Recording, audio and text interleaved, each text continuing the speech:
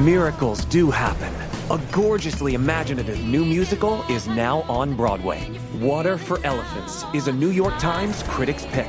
It's stunning, emotional, spellbinding entertainment. A dazzling love story, propulsive with passion. Don't miss the best new musical on Broadway. Water for Elephants. Get tickets now at telecharge.com and choose the ride. Peloton encourages you to get moving by doing what you can. That's why they have thousands of instructors who motivate you from day one, with thousands of classes for all levels to get you started. If that's a 10-minute low-impact ride, let's go. A 20-minute climb? Go for it. Because doing something is everything. Get started with a Peloton bike or Bike Plus rental at onepeloton.com/bike/rentals. Terms apply. Ready to pop the question? The jewelers at BlueNile.com have got sparkle down to a science with beautiful lab-grown diamonds worthy of your most brilliant moments. Their lab-grown diamonds are independently graded and guaranteed identical to natural diamonds, and they're ready to ship to your door. Go to BlueNile.com and use promo code LISTEN to get $50 off your purchase of $500 or more. That's code LISTEN at BlueNile.com for $50 off. BlueNile.com, code LISTEN. Hello and welcome to episode number 610 of Smart Podcast Trashy Books. I'm Sarah Wendell, and with me today is Kimberly Lemming. What happens when you write the books you want to read but are having a hard time finding? Many good things. Kimberly Lemming loves fantasy and started writing her own catnip, which means that we all got to read books like That Time I Got Drunk and Yeeted a Love Potion at a Werewolf. We are answering all the tough questions, like how many Mead Mishaps have we experienced? And why is Galavant the greatest production ever made?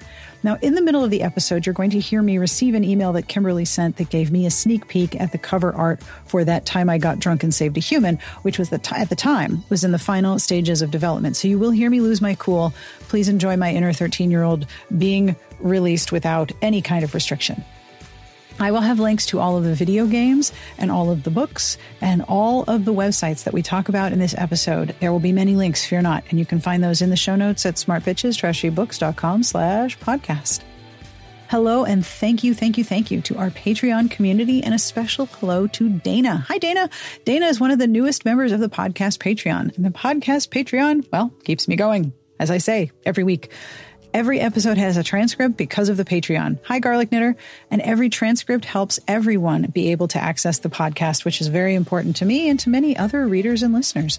If you would like to join the Patreon community, it would be wonderful to have you. You can go to patreon.com/smartbitches.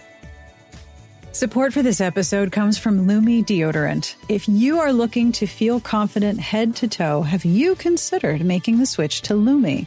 Lumi is a game-changing whole-body deodorant. It is powered by mandelic acid, and it's designed by an OBGYN. It's clinically proven to block odor all day long, thanks to a one-of-a-kind pH-optimized formula. And Lumi has over 300,000 five-star reviews from very happy customers who feel very confident indeed. We have a special offer. New customers get $5 off Lumi's starter pack with our exclusive code. Use code SARAH15, that's Sarah with an H, 15, at lumideodorant.com. That's LUMEDEODORANT.com. This is actually really helpful because deodorant is a word that I always misspell. We have been using Lumi for a little while here in my household, and all of us appreciate how effective it is. My teenager, who still has mandatory gym class, loves having Lumi in his backpack for after class when there's not quite enough time to change and shower and then get to lab. And people who are online stressing about body odor, especially from changes brought about by things like menopause, love Lumi because it works. The reviews online are really touching and honest about how Lumi has helped people feel more confident every day.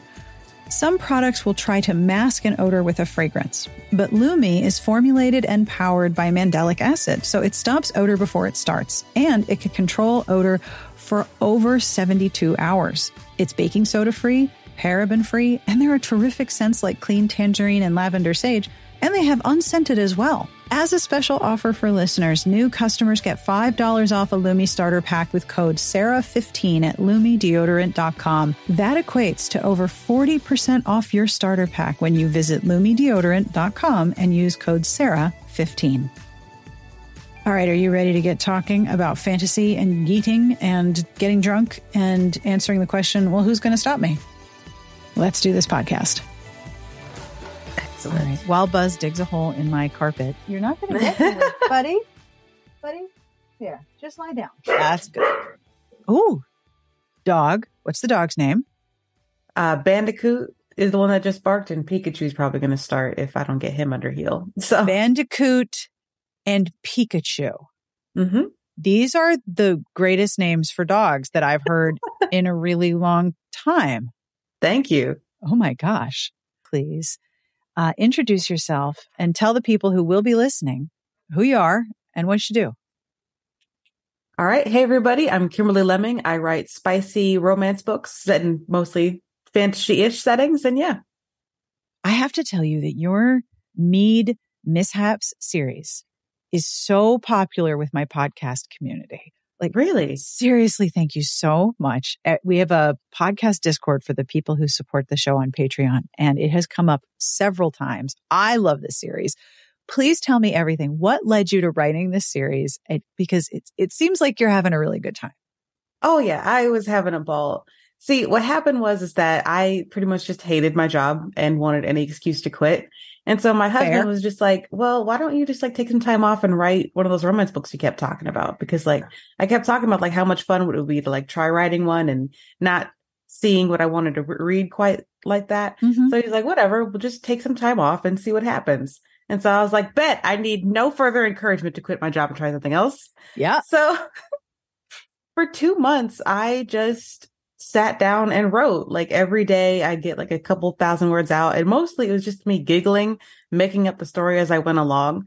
And so I barely even put like a lot of editing into it. I think my husband did like a first pass. Then I drew the cover myself because I was like, I wrote a book, and tossed it up on Amazon. And then people started reading it, and I'm like, oh wow, I didn't super think this through. Cool. Wait, holy crap. Other people are reading this? Other people are reading this and they're asking for the second one. Okay, I could totally write a second one. And now I've just been doing that since. So I love this so much. This is so great. You can tell that you're writing what you want to read, and writing your own catnip is really fun, isn't it? Oh, it's so much fun. So what were the elements that you wanted to see in a fantasy world that you hadn't seen? Was it specifically the real love of cheese? Oh, yeah, definitely that. Obviously. But I was thinking, like, because I love reading fantasy romance. I love it to death. It's a lot of the times super serious. Yes. And dour. A lot of times when I'm like thinking in these fantasy novels, like I would not be spending all this time worrying about like who's going to be the next Dark Lord. I'm a peasant. That doesn't really affect me much. I'm going to try to figure out what's the best way to like cook food, do my hair, whatever's going to make my personal life easier. And so then I started thinking to myself, like, what if someone like that was forced to go on these stupid quests?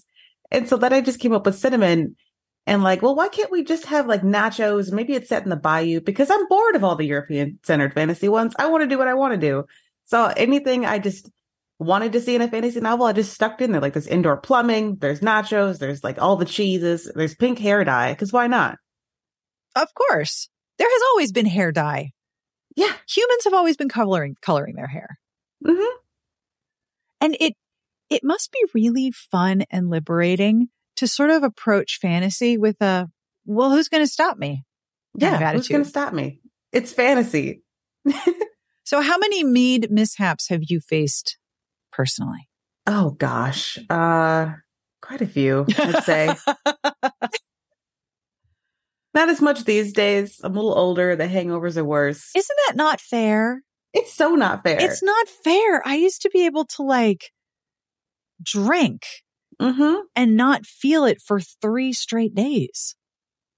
Yeah. Aging is crappy, right? You should down a bottle of Jack and then just go to your college classes the next morning like it was nothing. Where are those days at? What happened? I have so much more, like, I have so many more ideas of what I could do after a series, and I don't have the energy, and I can't handle the hangover.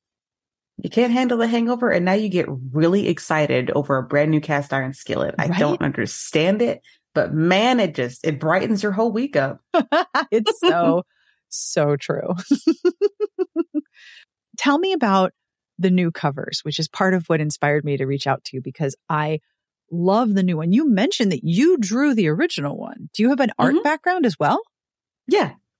So I have a bachelor's degree in media arts animation. I used to paint quite a bit. And before I was doing this, I was helping make casino games, just making all the bananas spin, all that other good stuff.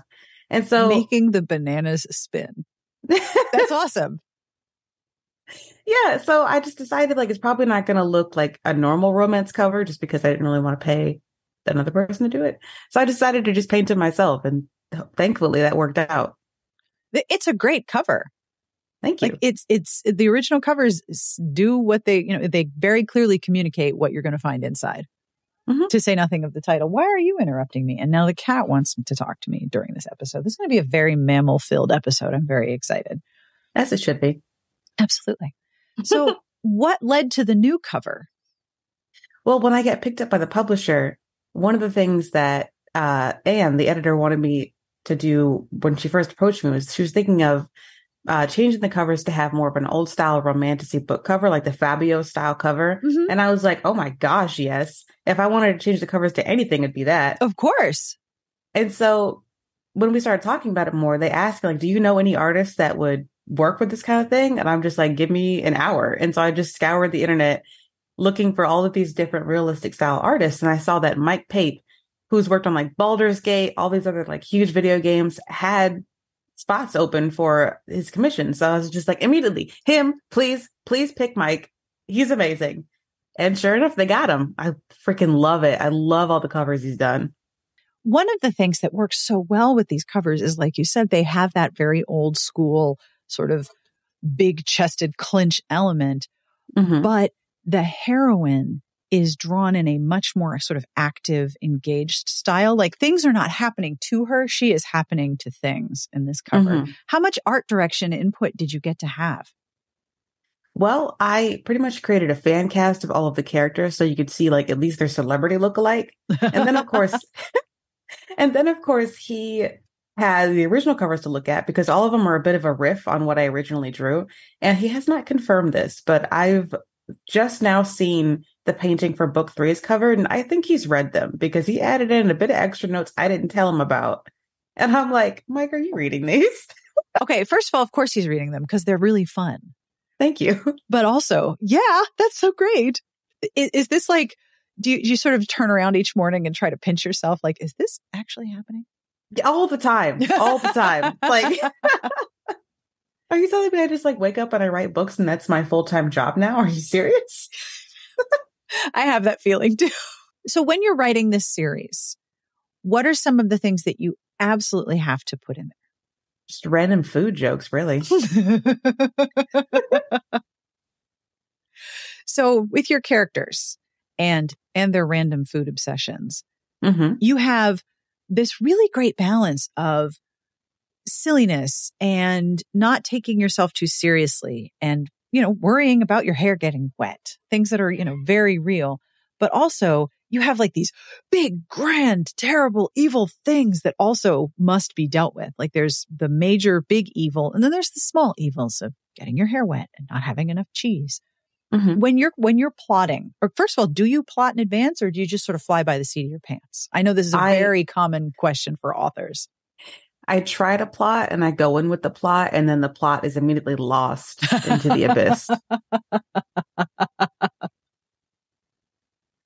Like, I had to tell my editors, like, what is going to be happening in book 4 for Usha's book, and I just don't know how to tell them that's not what happens at all anymore. I don't. I'm pretty sure they're used to that. Pretty sure. So what is going to happen?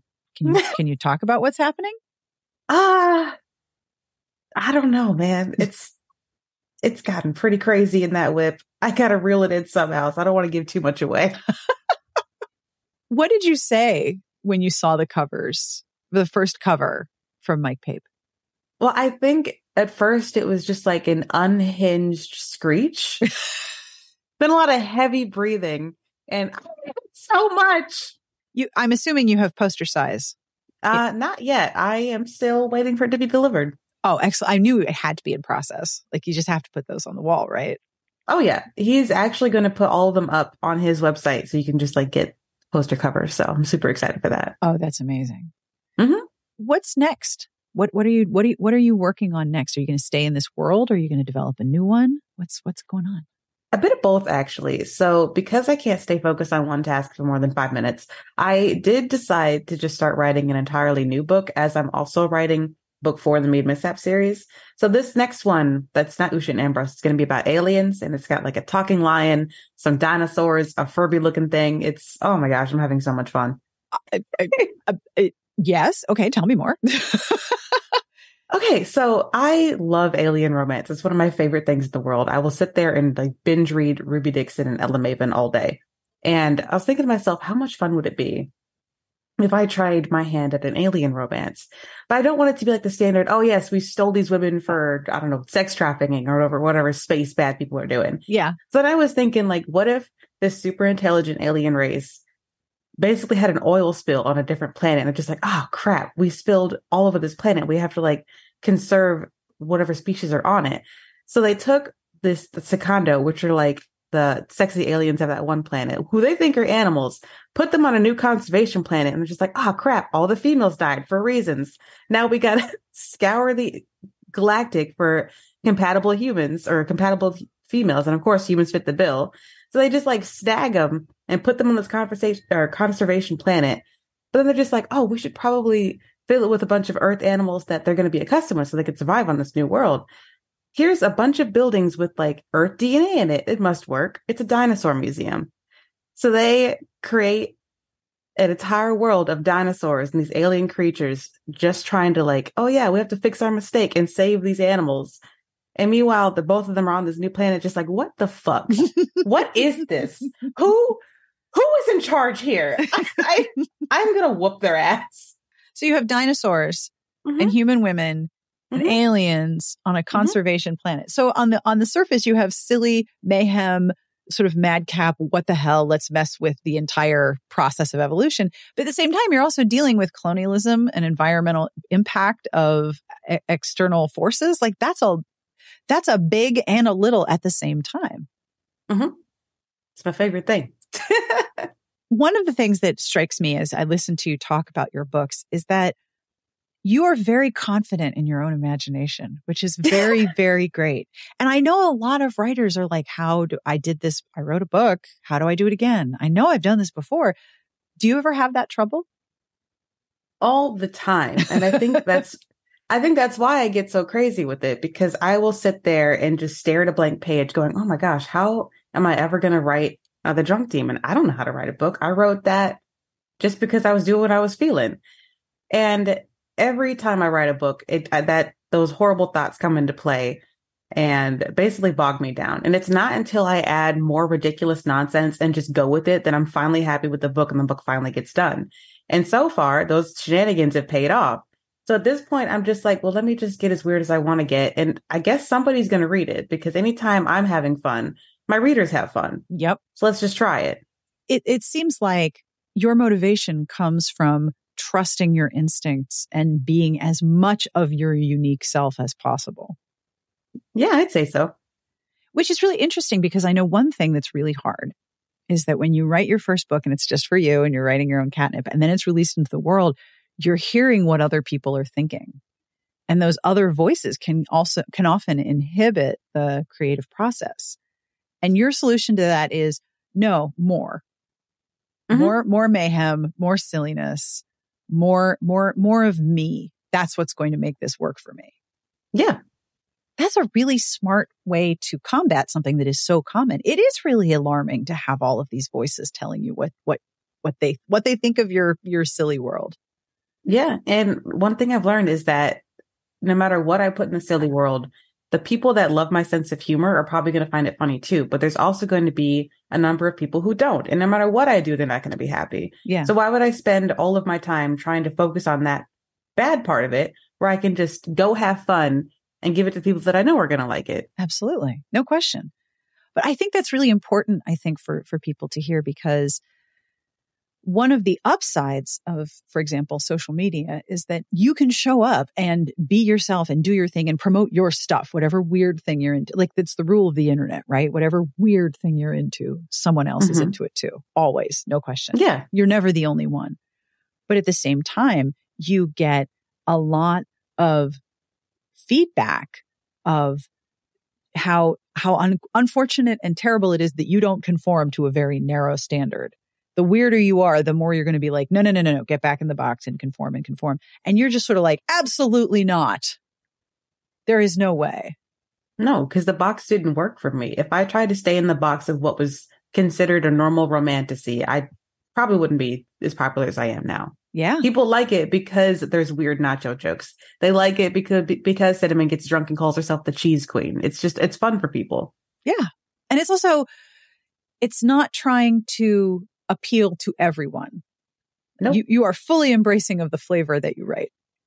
Yeah. That's very, very cool. Thank you. And it's really kind of inspiring, I think. And I think it will be for people who listen to this episode, because like I said, the message of conformity is very, very strong, especially when you're introducing characters that are not white, characters that are not straight. And I mean, it's so wild to me, like aliens and demons and monsters, they can be as out there as and people are like, yeah, it's fine, whatever. But the humans have to conform. Yeah. Really? It's boring to live in a world where you're reading the same thing over and over again. So why not take the risks and take the chances? Sometimes they pay off, sometimes they don't. The Alien book could flop. I don't know, but I'm having fun writing it. So I'm going to keep writing it.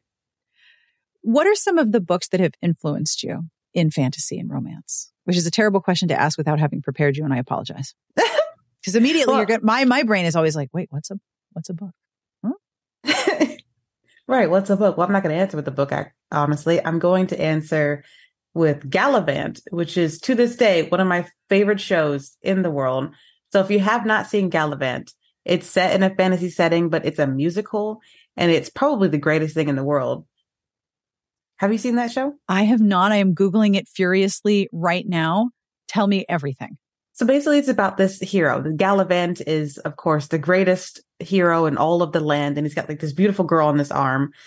But the girl gets stolen away by the evil king. And so he goes to rescue her, only to find out she's just like, actually, I think I'm just going to stay and be the queen, you know? And so it's just a bunch of fantasy shenanigans set in musical form. And I loved every second of it. The music is by Alan Menken? Mm-hmm. It's got Disney music in it. It does. Oh my gosh. And did this only run for 2 seasons? Yes, and it's a crime against humanity that it was ever canceled. Oh my gosh. I've watched it at least 2 full times, just like back to back, because I found it and became obsessed with it immediately. It combines all of my favorite things. I love musicals. I love fantasy stories. I love a random mix of like modern day, because the characters speak like you and I do. Right. It was hilarious to me because for the first time, one of their characters, who was a black man, just went off about hair care. And I'm just like, oh my God, I've literally never seen that in a fantasy. I'm obsessed with everything about this show. Oh my gosh. I feel like I've just discovered what I'm going to be doing for like this weekend. Like, I feel like I've just discovered a giant time suck. It's a wild good use of your time. On the Wikipedia, one of the actors, Mallory Jansen, describes it as the bastard child of Monty Python and the Princess Bride. That's actually perfect. Yeah, it's exactly that. Oh my gosh. So how would you describe your books then? Oh gosh. A deranged fever dream? That's how I feel about them. With cheese? With cheese. So this clearly had a massive impact on your writing. I'm going to write the book version of this. Yeah. And then just anime like Inuyasha, because I'm a huge nerd. So. Oh my goodness. Thank you for introducing me to this. I'm like beside myself right now. Oh my gosh. Absolutely. That's incredible. And if you want more stuff like that, I highly recommend This Quest is Bullshit by J.P. Valentine. That one actually is a book. This Quest is Bullshit. Mm-hmm. Tell me about it, please. This is amazing.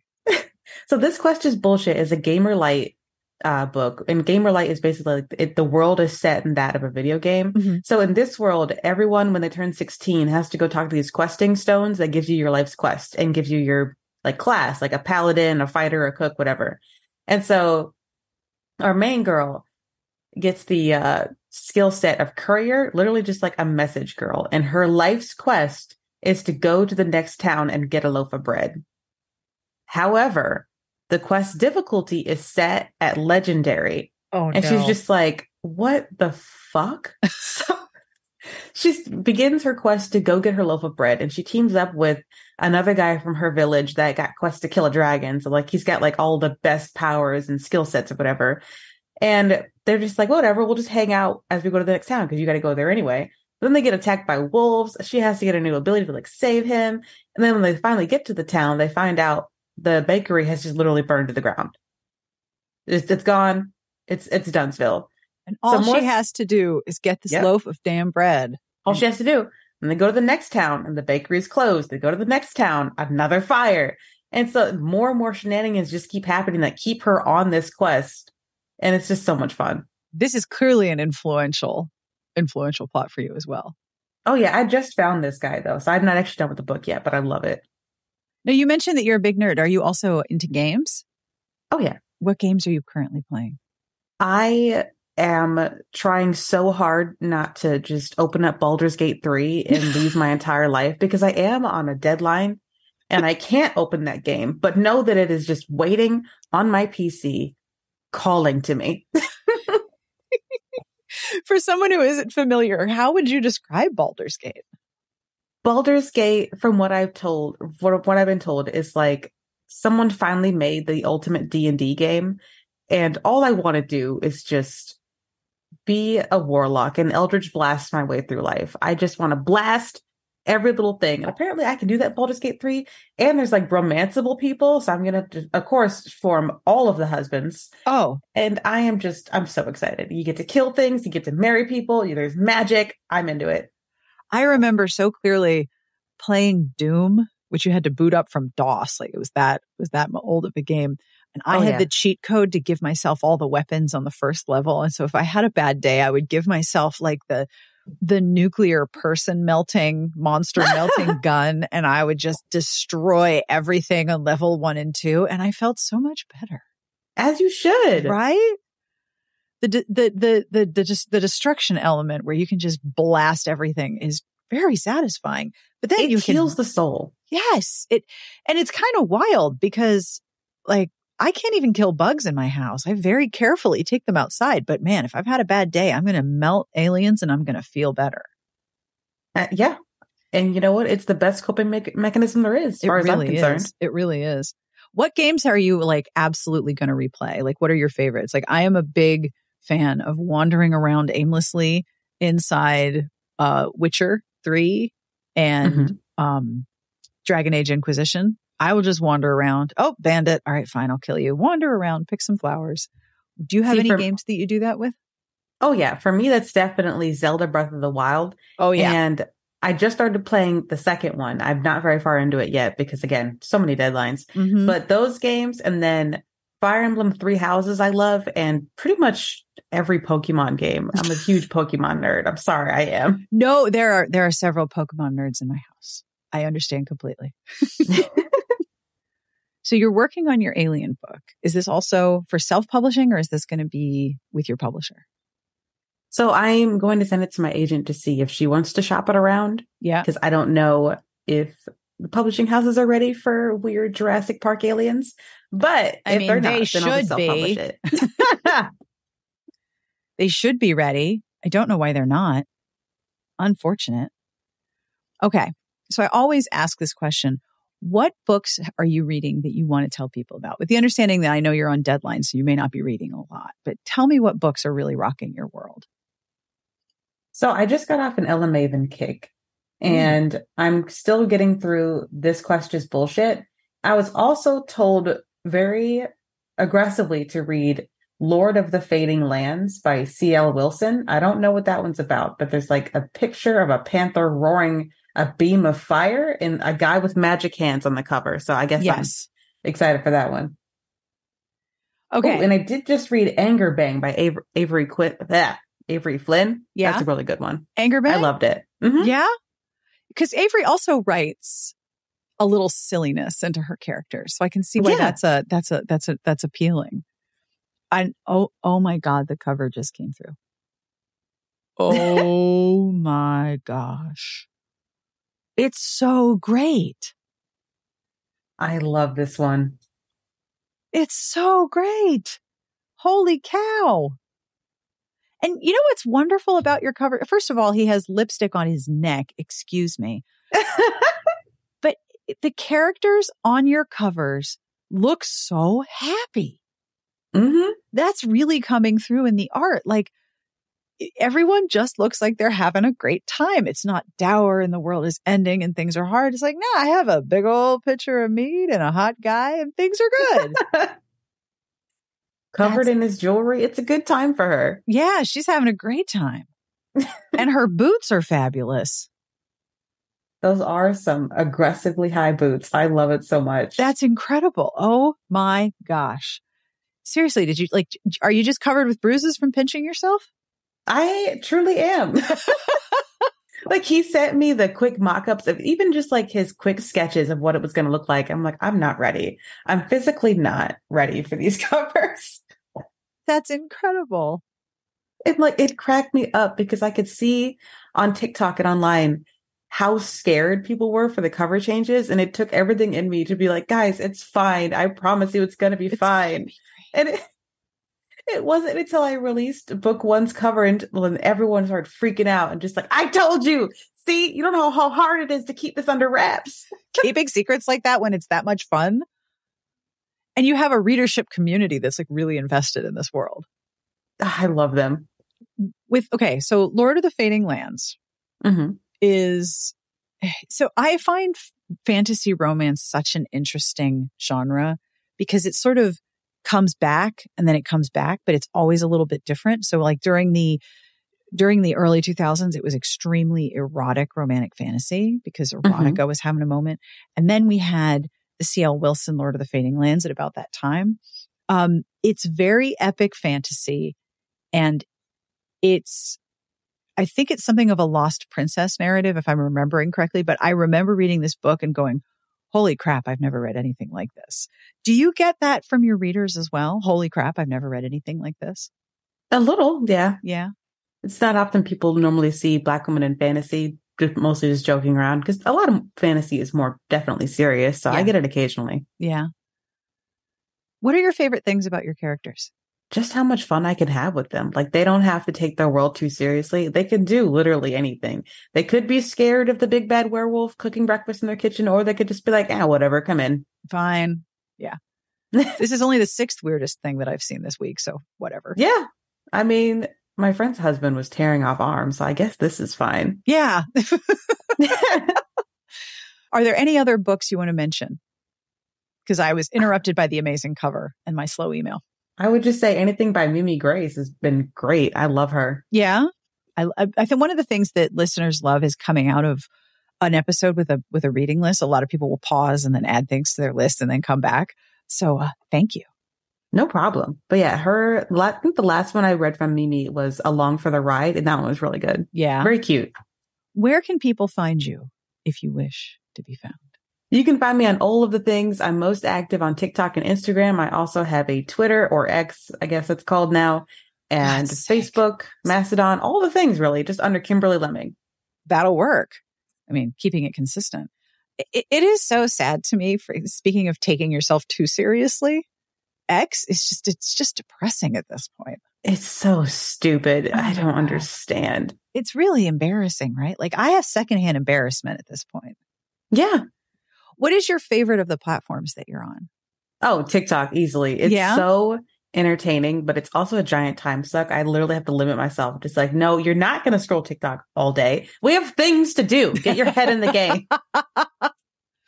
It is not my medium because I can't think visually that well. I'm in awe of people who are good at TikTok because I know that's not necessarily my skill set. But yes, once you start, it's very easy to just keep going and look up and be like, oh, it's been 3 hours. Ooh. Yeah. Where am I? Like, That algorithm is so catered to just keep me in my seat. Every time I think I'm going to get up, another video of just like a talking parrot shows up and I'm like, oh, distraction. Hello. Well, thank you so much for connecting with me. I Yeah. really enjoyed talking with you. This was a lot of fun. Thank you for inviting me. Oh, anytime. And when your next book comes out, would you please email me so we can talk about it? Absolutely. I would absolutely love to have you back to talk about that and covers and art. And seriously, congratulations. Thank you. That's so sweet. It is really, really cool to see just silliness. And I don't mean that in a derogatory way. I am a big fan of silly and I don't take myself seriously. So I love reading books where the characters and the world doesn't take itself too seriously. Yeah. It's just how I cope with things. I got to laugh about it. Yeah, exactly. There's enough crap in the world. Yeah. And that brings us to the end of this week's episode. Thank you to Kimberly Lemming for her time. And thank you for all of the links. Oh my gosh, I'm going to be playing video games for the next 5 to 10 years, and it's going to be great. As I said in the intro, I will have links to all of the places that you can find Kimberly Lemming. I will link to the cover artist, Mike Pape, and I will link to all of the books and video games we talked about in this episode. I also want to say thank you for the reviews. Reviews make a massive difference in whether or not other people see this podcast as a suggested show. And it is really lovely to have an audience of people who are so thoughtful and leave such thoughtful reviews. For example, Alternative Snowman said, I listen to this podcast regularly, even if I have no plans to read the books under discussion. It's just that funny and enjoyable. Super thoughtful, too, with regards to difficult topics. Thank you for that. I really appreciate it. And I would love to know if there was a book that you discovered on the show, because that makes me so happy. I love hearing that people found a book on the podcast. Not every podcast platform accepts reviews, but if yours does and you leave a review, thank you. It is a deeply, deeply appreciated boost to the show. I always end with a bad joke, and this week's joke comes from Brawler, who is in our podcast Patreon Discord. Why is everyone tired on April 1st? Why is everyone tired on April 1st? Because they just finished a 31-day march. You know what? March was a march this year. I'm very tired of being cold, and I'm ready to be warm. Less pollen would be great, but, I won't make unrealistic demands. Thank you, Brawler. 31-day march. On behalf of everyone here, we wish you the very best of reading. Have a wonderful weekend, and we will see you back here next week. Smart Podcast Trashy Books is part of the Frolic Podcast Network. You can find more outstanding podcasts to subscribe to at frolic.media/podcasts.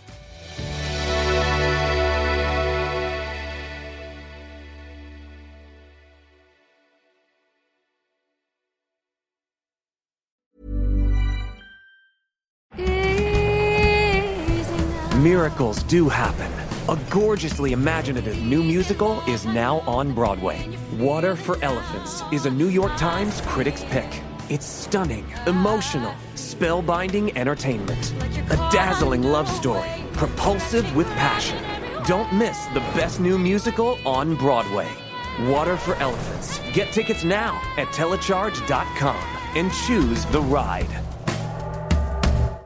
If you're looking for plump lips that last, you need to know about Juvederm lip fillers. With Juvederm Volbella XC and Juvederm Ultra XC, your lip look, whether it's subtle or bold, can last up to 1 full year with optimal treatment and no additional maintenance. Find a licensed specialist and see if it's right for you at Juvederm.com today. That's JUVEDERM.com. Add fullness to lips in adults over 21 with Juvederm Volbella XC or Juvederm Ultra XC. Do not use if you have severe allergies or a history of severe allergic reactions, or if you're allergic to lidocaine or the proteins used in Juvederm. Tell your doctor if you have a history of scarring or taking medicines that decrease the body's immune response or that can prolong bleeding. Common side effects include injection site redness, swelling, pain, tenderness, firmness, lumps, bumps, bruising, discoloration, or itching. As with all fillers, there's a rare risk of unintentional injection into a blood vessel, which can cause vision abnormalities, blindness, stroke, temporary scabs, or scarring. For full, important safety information, visit Juvederm.com.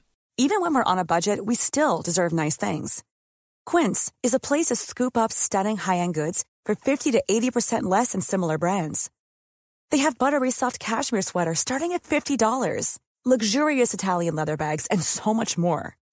Plus, Quince only works with factories that use safe, ethical, and responsible manufacturing. Get the high-end goods you'll love without the high price tag with Quince. Go to quince.com/style for free shipping and 365-day returns.